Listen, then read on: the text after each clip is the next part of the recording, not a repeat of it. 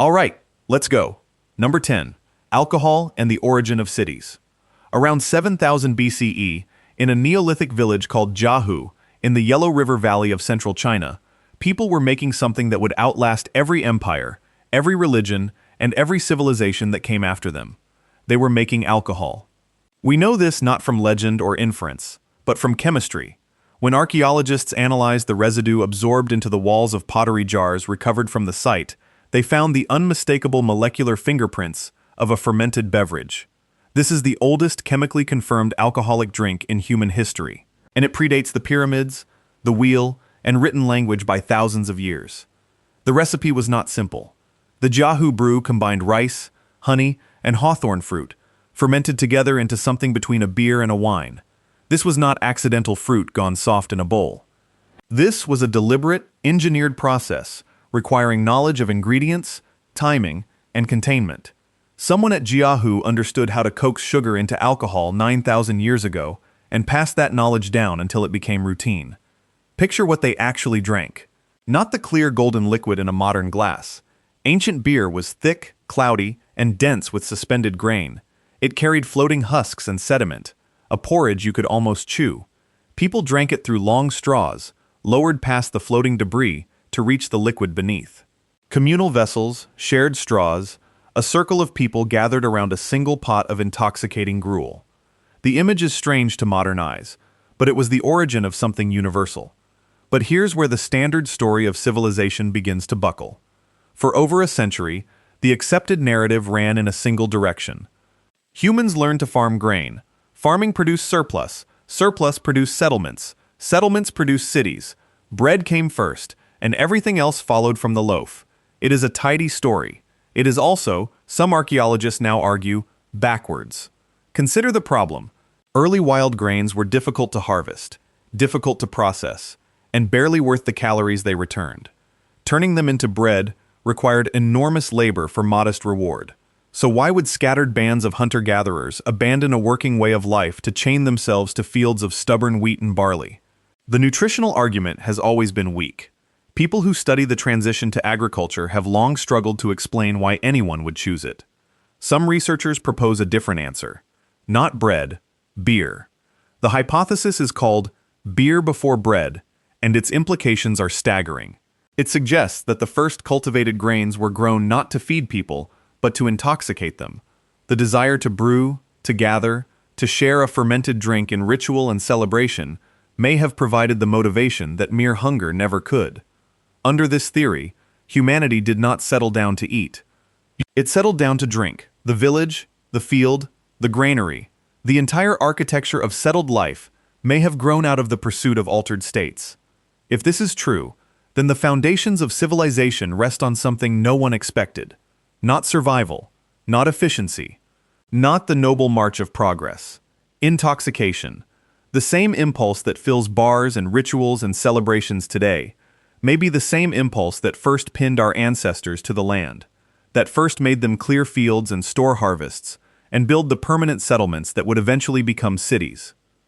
The debate is far from settled. Grain served many purposes, and beer was surely only one of them. But the mere possibility reframes everything. It means that the sober story of human advancement, the one taught in classrooms, may have been chasing the wrong thirst all along. What makes alcohol particularly unsettling, as the first entry on this list, is how ordinary it has become.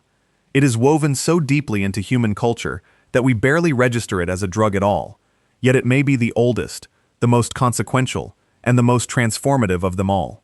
A cloudy pot of fermented rice and honey in a Chinese village 9,000 years ago, drunk through a straw, may have set in motion everything that followed.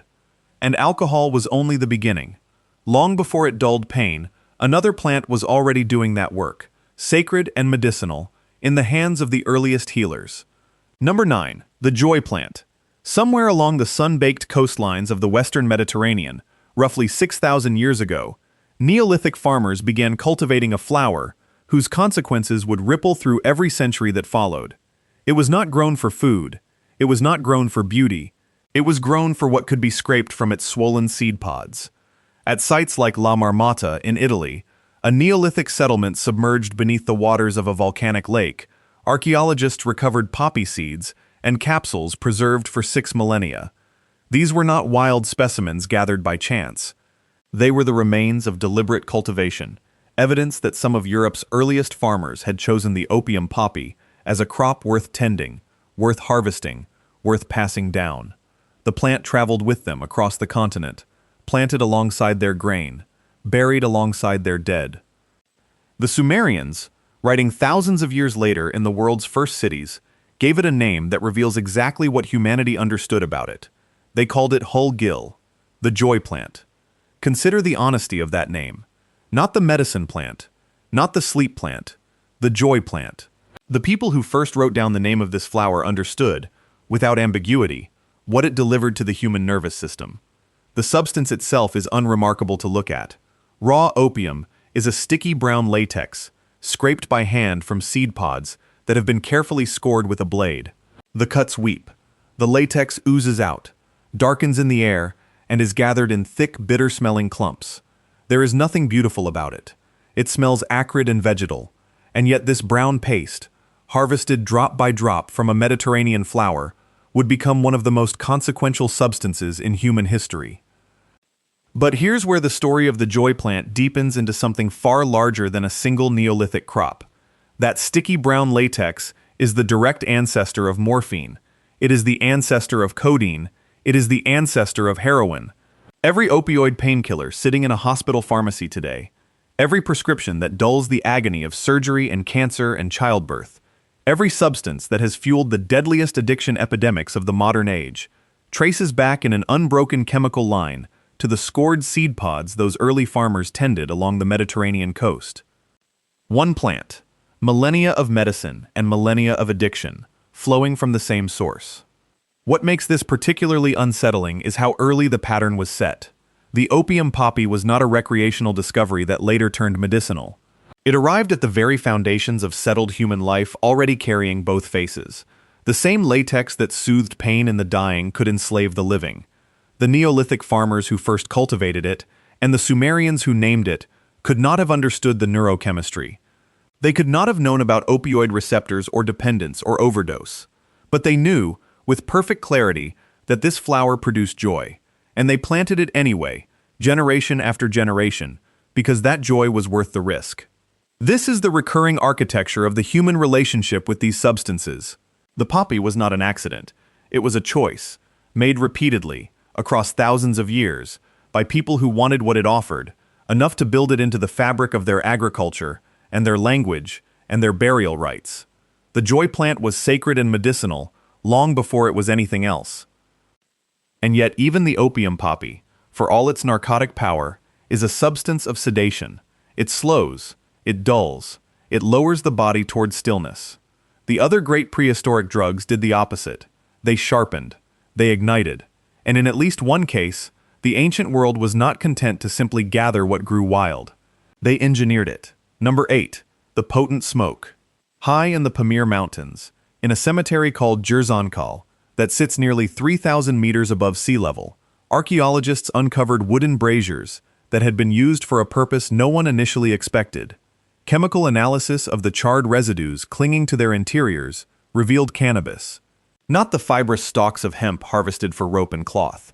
The resin, the psychoactive part of the plant, burned in enclosed spaces around 500 BCE, filling the air with smoke, inhaled by people who had climbed to one of the harshest inhabited landscapes on Earth to do it. The residue told a specific story. This was ritual smoking, deliberate and repeated, carried out in the presence of the dead. The braziers had been placed in burial contexts, suggesting the smoke was part of a ceremony that bridged the living and whatever they believed waited beyond. Someone gathered the plant. Someone dried it, prepared it, and set it burning as part of a funerary rite conducted at the roof of Central Asia. Wild cannabis is not a subtle plant. It grows tall, reaching heights of 4 meters or more, its stalks crowned with serrated, star-shaped leaves that anyone would recognize today. It releases a pungent, resinous smell that carries on the wind. Across Central Asia, it served 2 entirely separate functions. Its fibers were spun into durable hemp, one of the strongest natural materials available to the ancient world, used for cord, cloth, and sail. and its resin was harvested for something else entirely. One plant. Two civilizations built around it, the practical and the psychoactive, growing side by side. But here's where the standard assumption about ancient drug use falls apart. The comfortable narrative holds that early peoples used weak, mild versions of intoxicating plants. That potency is a modern invention, the product of industrial cultivation and chemical refinement. That our ancestors smoked something closer to wild weeds than to anything a modern user would recognize. The Jersankol residues demolish this idea.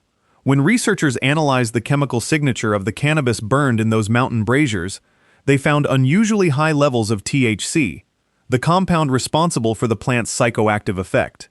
Wild cannabis growing naturally tends to contain relatively low concentrations. What burned in the Pamir Mountains did not.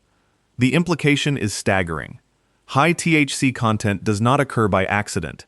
It emerges through selection, through the deliberate choice, generation after generation, to cultivate the strongest plants and discard the weak ones.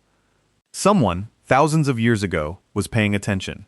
Someone noticed that certain plants produce stronger effects than others, and bred toward that strength with the patience that only intention allows. This was not a people stumbling onto whatever grew nearby. This was a people who understood the plant well enough to shape it. Consider what that requires. It requires observation across many seasons. It requires the recognition that the trait you value can be passed down and concentrated. It requires the same fundamental knowledge that underlies all agriculture, applied not to food, but to altering the mind. The farmers of the Pamir foothills were not simply feeding themselves, they were engineering an experience, refining a tool for reaching whatever state their rituals demanded. And this reframes everything that came before. If the people of Jersankol were selectively breeding cannabis for potency by 500 BCE, then the impulse to intensify these substances is not a corruption of some purer ancient practice. It is ancient practice. The drive to make the sacred plant stronger, to sharpen its effect, to push deeper into altered states, was already present at the roots of civilization. The distance between a Neolithic ritual and a modern one may be far shorter than we imagine. The braziers sit in museums now, their residue analyzed and catalogued, silent evidence that the ancient world understood something we assumed only we understood, that not all prehistoric intoxicants were mild. Some were chosen, cultivated, and perfected for the strength they delivered. Number 7. The blood-red stimulant. In burial sites across the Philippines and Thailand, archaeologists have uncovered something that stains the teeth of the ancient dead, a deep, unmistakable red. Not from injury, not from decay, from a habit that has never stopped. The practice is called beetle chewing, and it has been continuous in South and Southeast Asia for at least 4,000 years. That is not a fragment of forgotten prehistory recovered from a sealed cave. It is a living tradition, unbroken across 4 millennia, still practiced today by people whose ancestors chewed the same mixture before the pyramids were finished. The beetle quid is a simple thing. The nut of the areca palm, sliced or crushed, wrapped in the leaf of the beetle vine, dusted with slaked lime. Together they form a mild stimulant. Together they produce a stain that no amount of scrubbing removes. The chemistry is modest by the standards of the substances on this list. There are no visions. There is no collapse into altered consciousness. What the chewer feels is a gentle lift, a warmth, a quickening of alertness that carries a body through long hours of labor or long conversations in the heat. But the visible signature is anything but modest. The moment the lime meets the nut and the leaf, the saliva turns bright blood red. Users spit crimson onto the ground. Their lips redden, and over years, over decades of daily chewing, the teeth themselves darken to a distinctive reddish black, a permanent mark of a lifelong habit worn openly on the face. To an outsider, it can look like injury. It is the opposite. In many communities, it was a sign of belonging, of adulthood, of hospitality offered and accepted. The quid was shared at gatherings, exchanged between hosts and guests, laid in graves so the dead would not go without it. The red mouth was not a wound, it was an identity. But here is where the story of betel nut departs from every other substance we have examined so far. The others vanished, or nearly did. The rituals died. The people who made them are gone, and we reconstruct their habits from residue and charred fragments and the chemical ghosts left in ancient bone. Betel nut did not vanish. It never stopped. The habit that stained teeth in a Bronze Age grave in the Philippines stains teeth in a marketplace today. The scale of that persistence is staggering. Betel nut is still chewed by hundreds of millions of people across South and Southeast Asia, from India through Myanmar, Thailand, Taiwan, Papua New Guinea, and the Pacific Islands. By many counts, it is the fourth most widely used psychoactive substance on the planet, behind only caffeine, alcohol, and nicotine. It is one of the most popular drugs in human history, and most people outside the regions where it is chewed have never heard of it. Consider what that means. A habit that predates recorded history, that fills prehistoric graves with red-stained remains, has survived every empire, every migration, every technological revolution that separates the Bronze Age from the present. It outlasted the civilizations that first practiced it. It outlasted the languages those people spoke. And it did so quietly, without ceremony, passed from mouth to mouth across 4,000 years as an ordinary thing. The red stain in that ancient burial is not a relic. It is a thread that runs unbroken from a grave in prehistory to a living hand today, still slicing the nut, still folding the leaf, still lifting it toward the teeth. Number 6. The fuel that built the Andes. High in the mountains of South America, where the air thins to the point that lowland visitors gasp and stumble, human beings have chewed the same small green leaf for at least 8,000 years. The coca plant. Leaf remains recovered from archaeological sites across Peru push its use deep into prehistory, back to a time when the people of the Andes were still learning to survive in one of the most physically hostile environments humans have ever chosen to inhabit. The leaves themselves are unremarkable to look at. Small, green, slightly bitter on the tongue.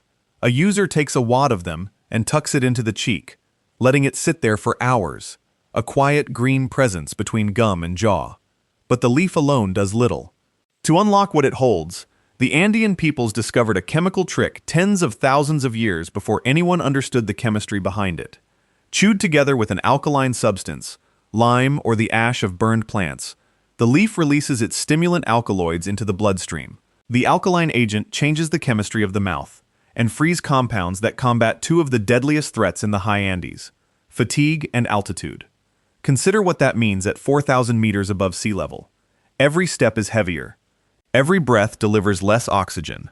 The body burns through its reserves faster than it can replenish them.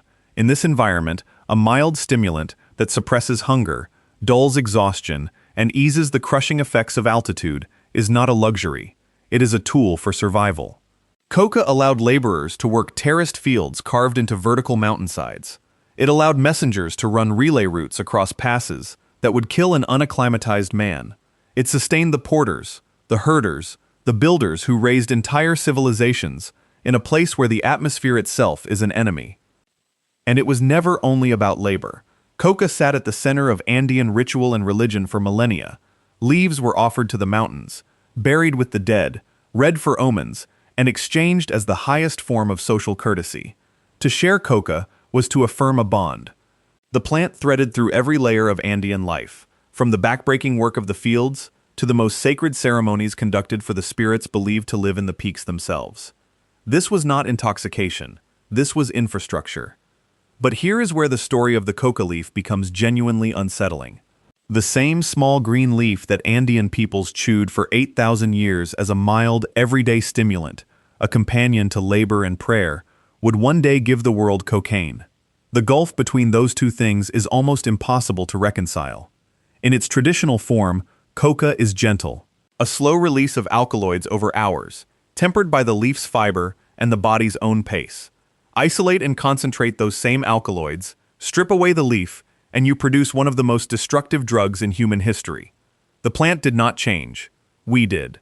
The Andean farmer, tucking a wad of leaf into his cheek to survive another day on the mountainside, was engaging in a practice that had sustained his ancestors for 80 centuries.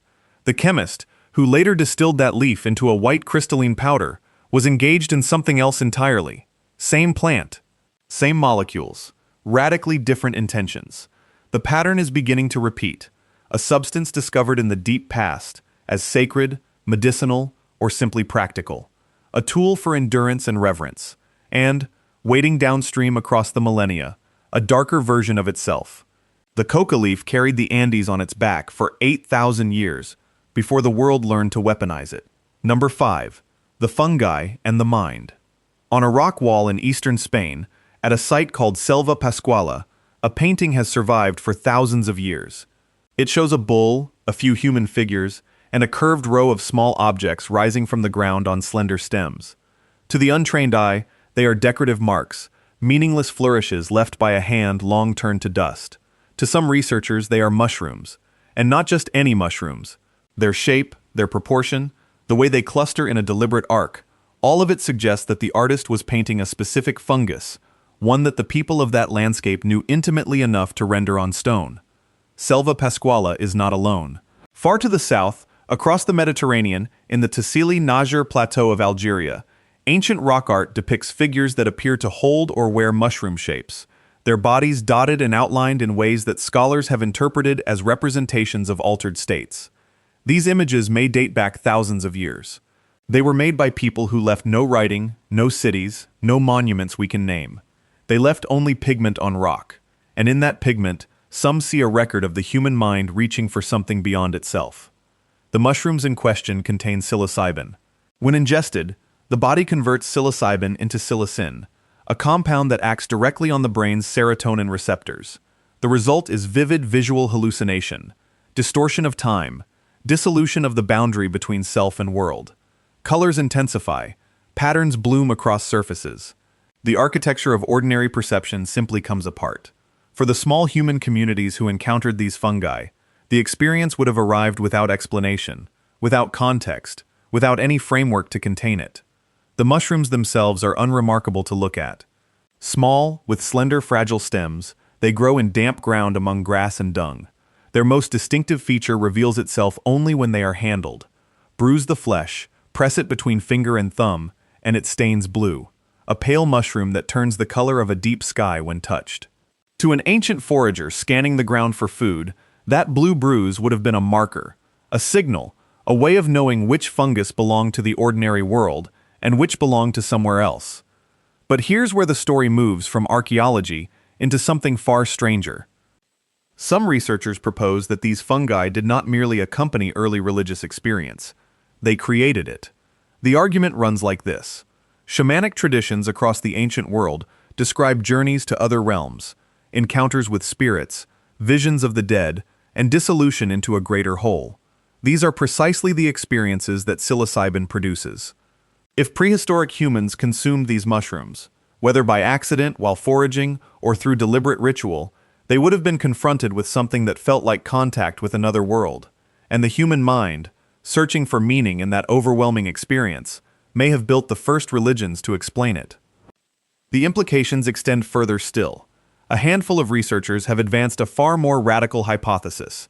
They suggest that the effect of these compounds on early human ancestors may have contributed to the development of human cognition itself.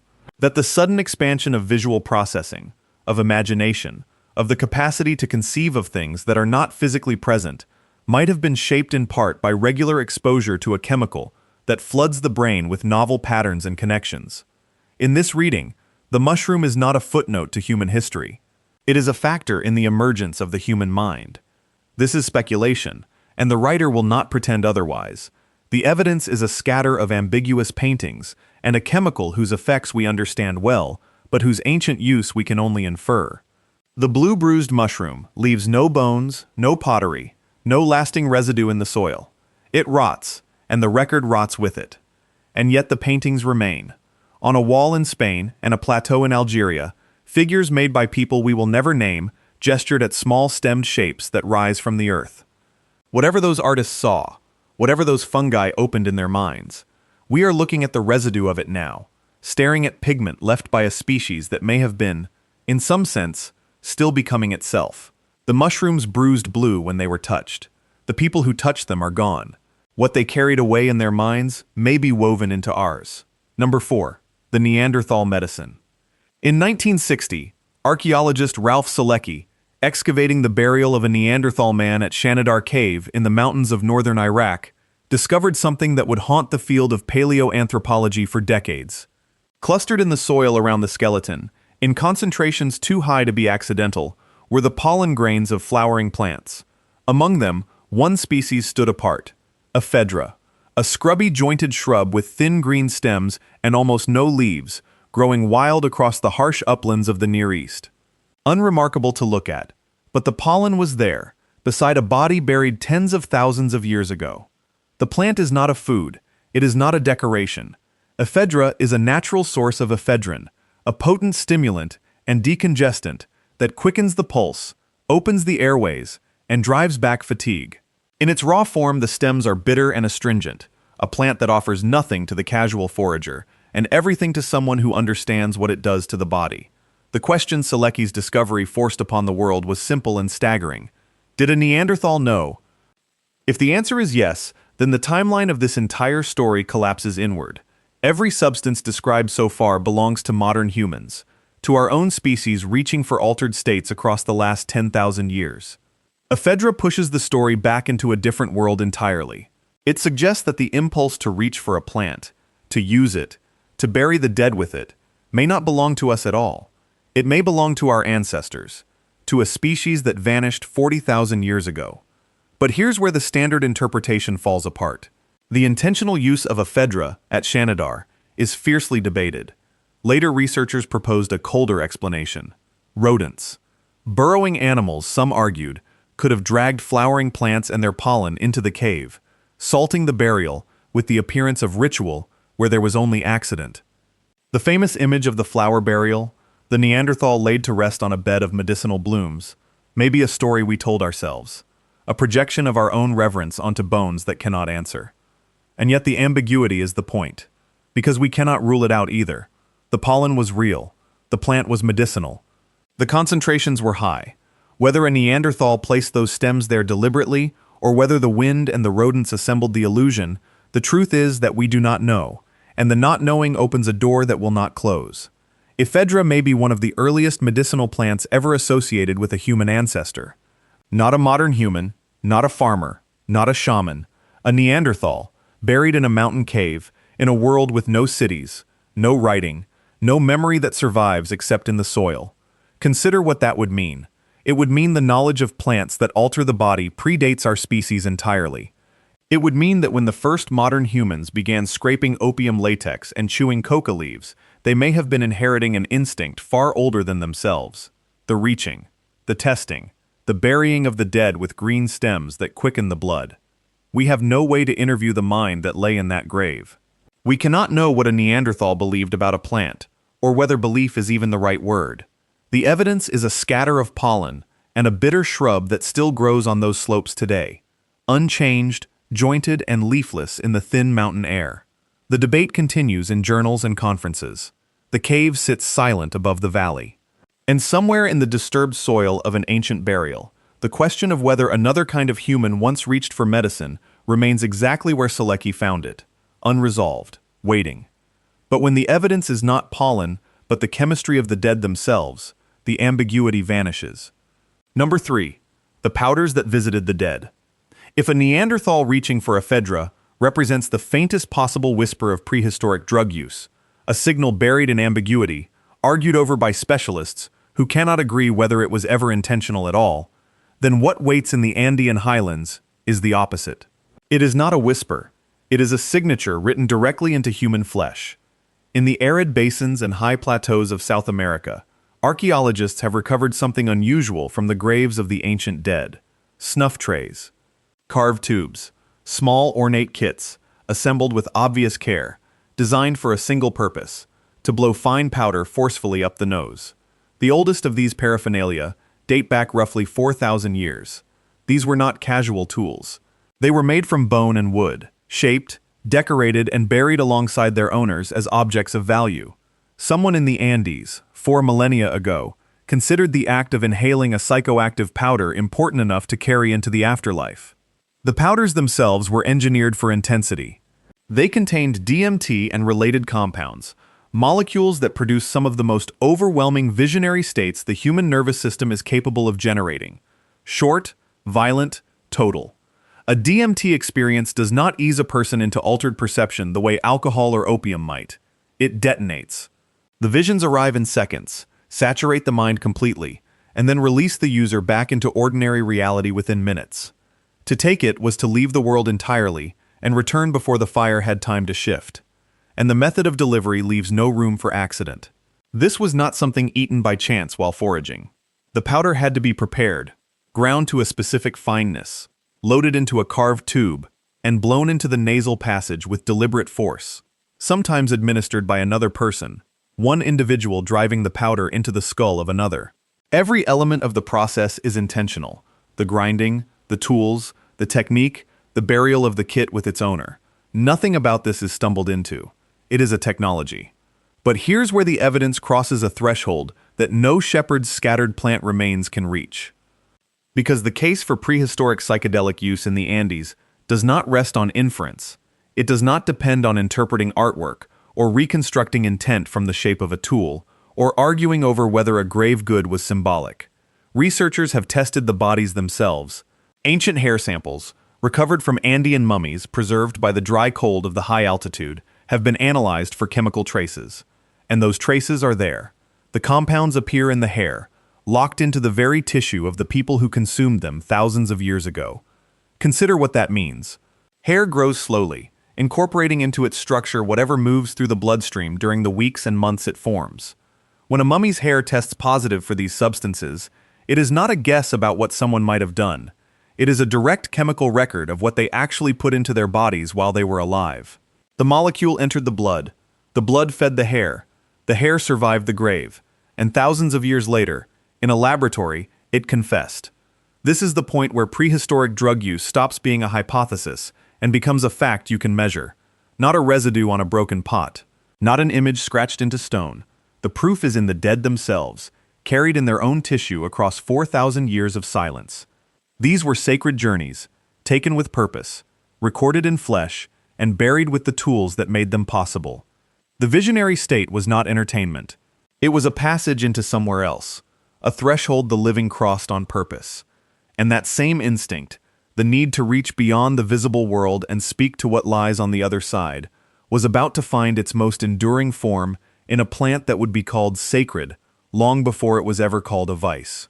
Number 9. Tobacco. In the arid caves of Utah, archaeologists uncovered charred seeds that pushed the human relationship with one plant back further than anyone had imagined. Evidence of wild tobacco use in the region dates to approximately 12,000 years ago. That is not a typo. 12,000 years. Long before the first pyramids, long before the first cities, before agriculture had taken root anywhere on Earth, hunter-gatherers in North America were already burning tobacco. The plant itself is unremarkable to look at. Its leaves are large, broad, and sticky, coated in a resinous film that clings to the fingers. When cured and burned, they release a sharp, acrid smell that carries on the wind. There is nothing about the appearance of a tobacco plant that announces its power. And yet inside those broad leaves sits nicotine, a potent stimulant and one of the most addictive natural substances known to science. Tobacco was domesticated in the Americas, cultivated and refined by indigenous peoples over thousands of years into something deliberate and controlled. Pipe residues recovered from archaeological sites across the continent push confirmed nicotine use back thousands of years. The chemical signature preserved in the porous walls of ancient smoking implements. The molecule survives where the smoke does not. It waits in the stone, a fingerprint of ritual left behind by people whose names are lost entirely. But here is where the modern assumption falls apart. When most people picture tobacco, they picture cigarettes. They picture addiction, industry, disease. They picture a vice. That image is barely a century old, a sliver of time at the very end of tobacco's story. For the overwhelming majority of its history with humanity, tobacco was not a product. It was not recreation. It was sacred. Long before cigarettes, tobacco was a ceremonial plant, used to communicate with spirits. The smoke was not indulgence.